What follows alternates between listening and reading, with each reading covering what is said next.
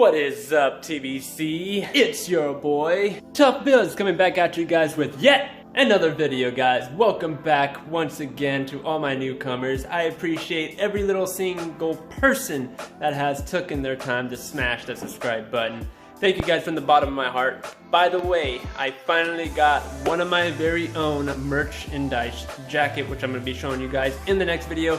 So if you are not yet, hit that subscribe button. Don't forget the bell on the side. Let's get this video started.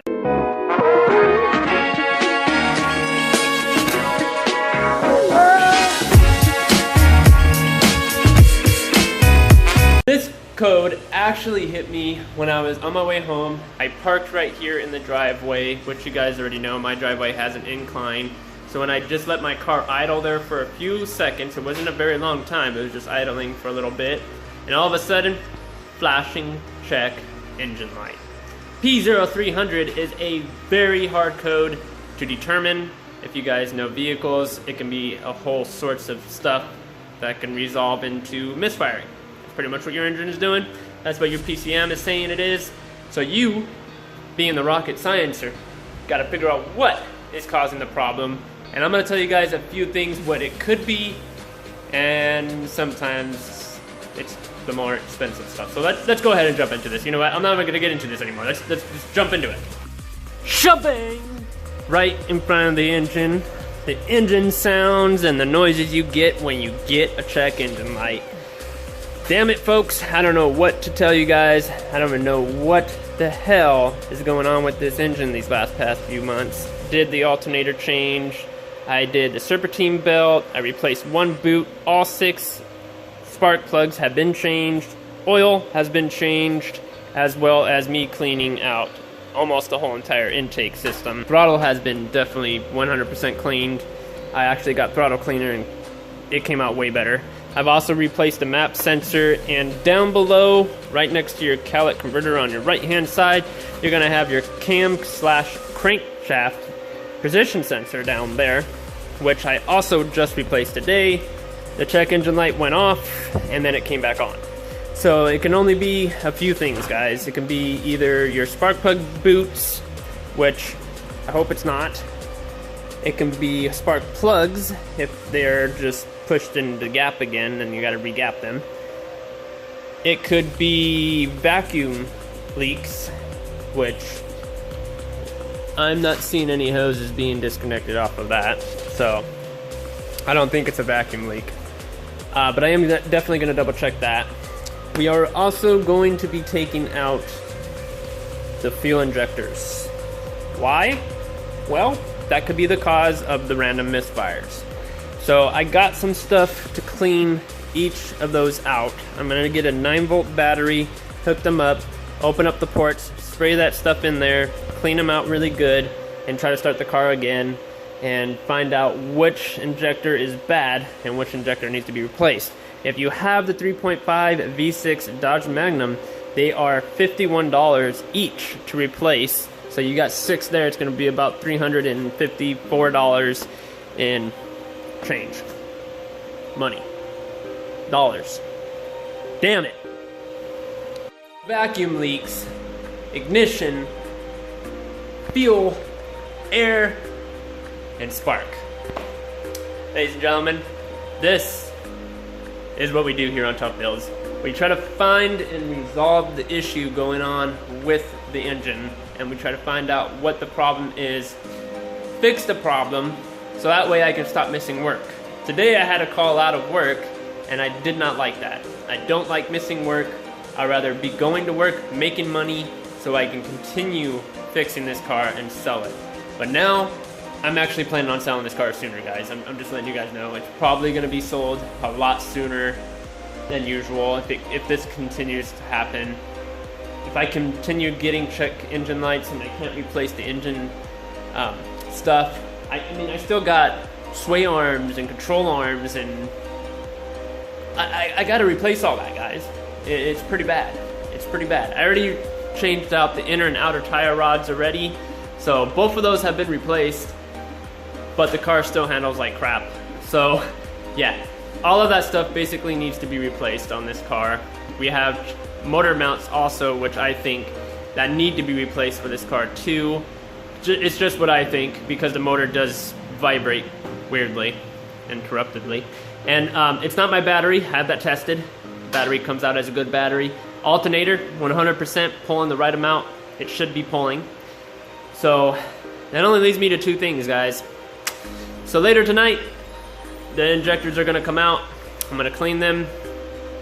So this is gonna be a long video, just letting you guys know. It's gonna be a very long video for you guys, but I haven't posted a video in a little while, so I'm gonna try to split this up into 2 videos.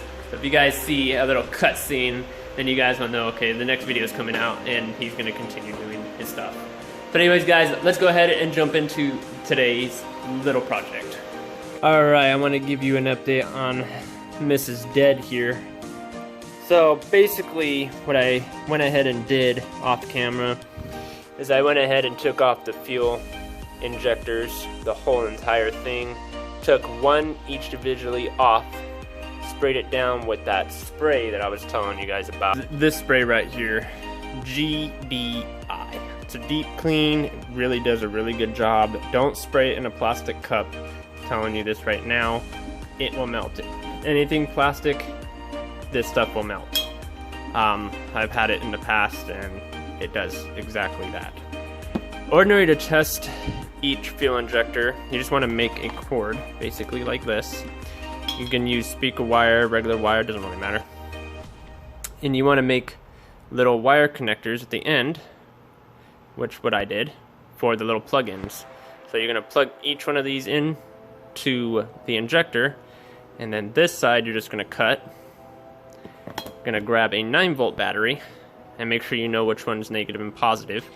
And you're gonna go ahead and put the one on negative and rub the positive. If you hear the injector make a noise and it spits this stuff out from inside of it, then you know it's working. I usually just spray it in the top so it will basically spray it like gas. Really wanted to show you guys how to take this off. It's not too hard. It's actually 4 bolts. You got one here, one here, one here, and one there. It pulls right up. Be careful, because like you guys should know, there's a fuel line right here. I just go ahead and tilt it over. Make sure you unplug all of the wires. Really easy to unplug. I just use a screwdriver, pop them up, pressed on them, released them. After you unscrew it though, because you won't get it off when it's like this. Then each injector, I just took a screwdriver, a flathead screwdriver, and these little gouges right here, you just want to pop that out, and then you can pop that one out, or you can tilt it one way and it will just pop right out. But make sure it's upside down. Keep in mind, this is a fuel line, so that means there's going to be fuel inside of this whole thing right here, including your injector. So when you take it out, make sure you put like a rag or a shirt, something covering your motor, because it will get all over the place. Now that I have actually checked to make sure that we are getting fuel, I know that we are, which is a good thing. So the injectors are not dead. They're still working. They're still doing their job. The next thing I'm actually doing right now, if you guys can actually tell, I took up all the screws off of the coil packs. Now it is time to make sure that my gap is still the same with each spark plug. So in this part, when you guys are taking them out and taking the screws out, you guys make sure you check all of your ignition coils. Doesn't matter, see them all looking okay. So if you say you've seen these 3 look okay, so you're gonna think these look, no, it's not, doesn't work like that. You wanna make sure that there's no tears. Even a little tiny tear, believe it or not, can pass electrodes through it and it won't go into the socket where it's supposed to go, and it will misfire like crazy. Where mine is a P0300, so mine is a random misfire and it doesn't say what cylinder specifically. So the only thing that I can think of, either fuel injection, air, which is not in here right now, or it could be spark. So I'm gonna go ahead and check the spark out, check each one at a time. For the Dodge Magnum, it's supposed to be 50. So right here would be the right gap size for them. Iridiums, I wouldn't gap those either, but it's always safe to make sure that, you know, they're all gapped to the way they're supposed to be. Just be really, really gentle, guys. Keep in mind that these electrodes on the ireniums and platinums are very, very sensitive. So if you scratch even an inch off of it, it's gonna act weird. Or you can just believe AutoZone, Pet Boys, and just put them into your car and tighten them up. I mean, it's up to you.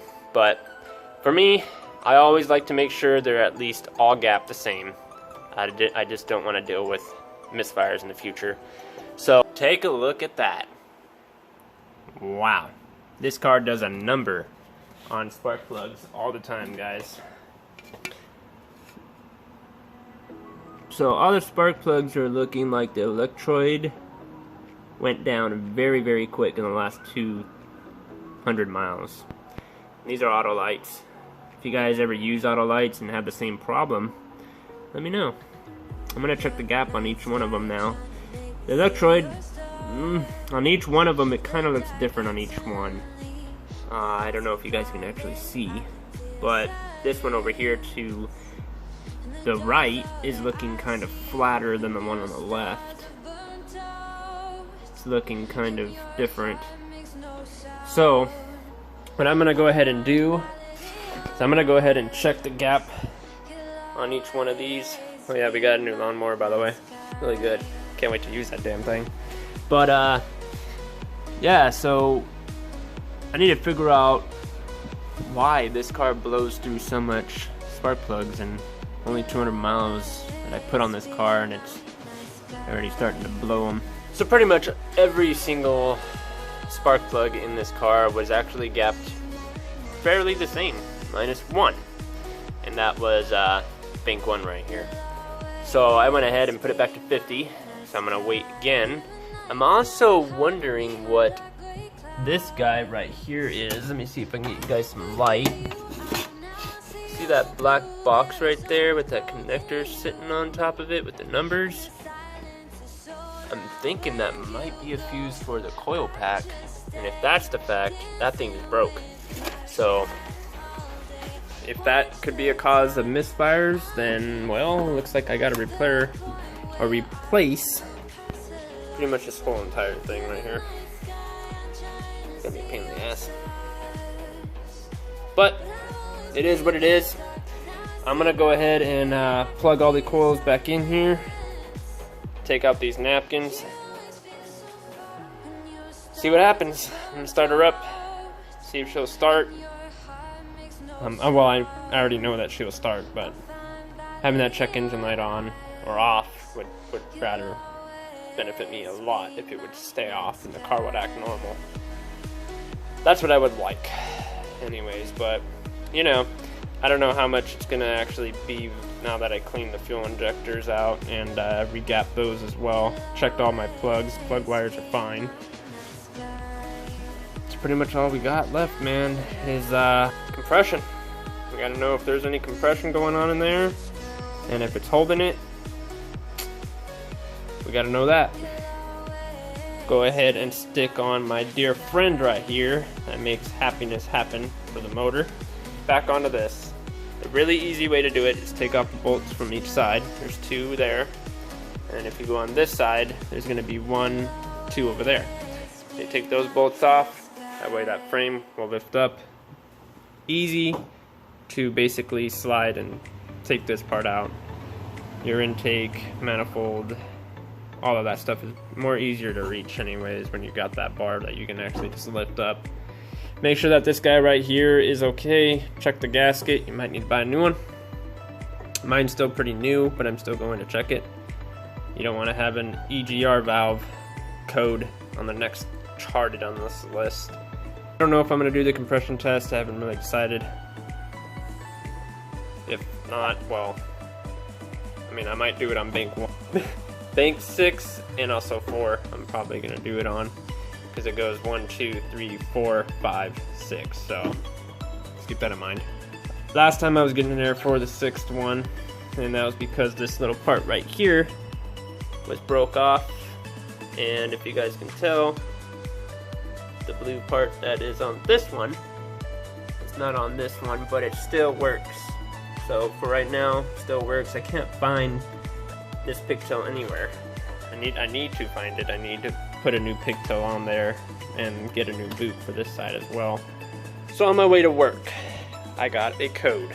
You guys already know this code. I'm pretty sure a lot of you guys had it before, and a lot of you guys know what this code results into and what it means and how to fix the problem.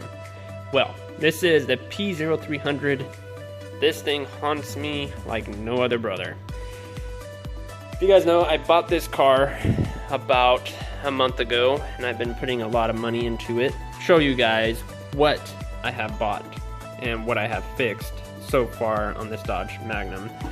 EGR valve was one of my problems that came up as the first error, so I went ahead and replaced the EGR valve. I didn't replace the EGR tube, but it didn't look clogged. It was coming out, it was good, no need, so I didn't bother replacing it.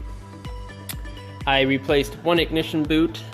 This part right here snapped right off, and it was giving me a misfire. So I went ahead and replaced that, plugged it back in, working pretty good on this side. I've also replaced the alternator down here. If you can tell, the alternator looks cleaner than the motor. Pretty damn sad. Serpentine belt, brand new. Really nice serpentine belt, actually. Today, I bought a little bit of more things for this car as well. I've also replaced the camshaft position sensor, which is located right there by your tranny and your catalytic converter. Just gonna be right up there. You're gonna be able to see it. Just screwed on with one screw. Just pulled out that screw, change it out, you're good. I've also changed out the map sensor. That goes to that guy there. Car is costing me a lot of money, guys. I'm just letting you guys know that right now. But anyways, let's go ahead and go back to the original.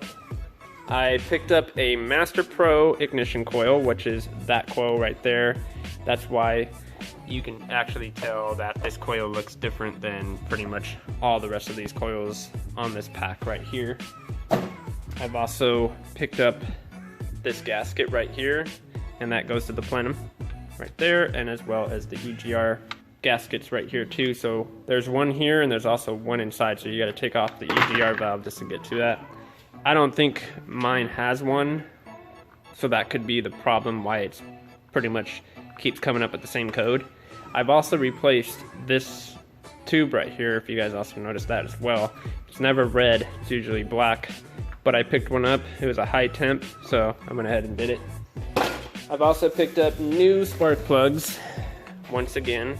So we got NGK laser platinums now, so these are pretty good. I'm not even gonna gap those, I'm just gonna throw them in just because they're NGK and they're platinums, and I really don't want to ruin the electrode on the top of them.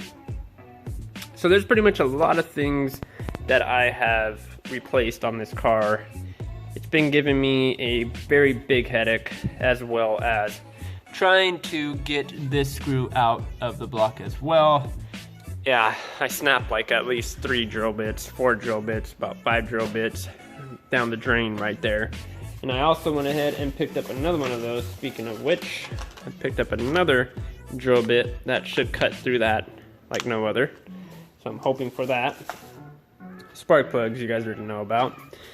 So these spark plugs only have 300 miles on it. It's getting a lot of blow by.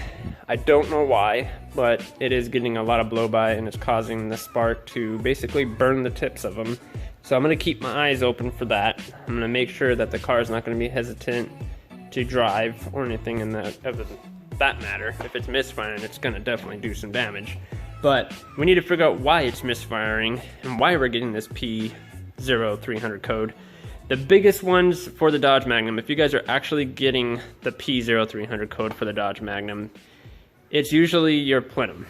So the gasket on the plenum could be either not working the right way, so you just go out and replace that. Start off with things that are gonna cost more cheaper before it goes to higher. The second thing is ignition coils and spark plugs that can cause that to go off. I've also read that your EGR valve can cause the P0300 code to go off too. So keep that in mind. All those codes could bear down to what's actually happening. And you're probably wondering why my car looks a little different, is I went ahead and I pulled the body roll bar off so I can get the plenum out. Really, really easy. Don't stress about it. It's pretty simple. There's actually YouTube videos on actually shows you how to take that off, and forms that actually show you how to take that off. So today is Sunday.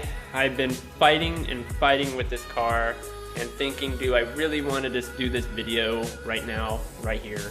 So this just continues and continues to have a lot of problems. I'm actually thinking about getting rid of the Magnum, guys. I know it sucks, but I need a reliable car right now to get me to work and back home. It just sucks that I have to keep borrowing my brother's Jeep, you know, and me putting miles on it and him putting miles on it. You know, eventually I'm pretty sure he wants to sell it, and he doesn't want to have all those miles put on his Jeep. So my task is to get this car running at least for another month, and hopefully it continues to run so I can gain my money back. I really wanted just to replace the whole front bumper so I can at least get more money for it instead of the little bit that I could get for it. It's not gonna be much, I'm definitely gonna tell you that. People are gonna offer me $2 grand, and I'm only getting back $2 grand, and I'm not getting back all the money that I actually put into it. So I definitely wanna keep trying to see if I can repair some more stuff before I actually do get rid of her. But I really don't want to have all these codes popping off at me and, you know, giving me a heartache. So we do have a little bit more things that still need to be worked on if I decide to do that, which I don't know if I am anymore, guys. We got the passenger panel that needs to be redone, which is a side fender. We have the bumper, the upper radiator support needs to be redone. Headlights need to be redone. Also, my upper control arms are fried, so those need to be changed out. And then I was underneath the car, and I noticed that my sway arm bushings are also broken. So I gotta get those redone as well, which this car's costing me a lot. It's costing me a lot. Anyways, so I'm gonna try to figure this out, guys. I'm gonna update you guys as soon as I can. I really wish I had my tripod so I can record this as I'm doing what I'm doing to the car, but I don't have a tripod anymore, but I'm definitely going to be working on getting one. Sorry, I thought I felt something burning me on my arm, but it's really nothing. But, so, I'm gonna try to get that done, do what I can. If she does start, and she doesn't give me that code, you guys will be the first ones to know. So, as I'm doing work, I'm gonna be recording each step as I go. Yeah, baby, they finally came in, guys. They finally hit. Thank God for these things, because I'm tired of using a bar that sits pretty much on my bumper and holds the hood up. It's a lot of stress on that. So I finally got these things. I'm very happy with them. I also got a few more of the things, which I'm gonna show you that right now.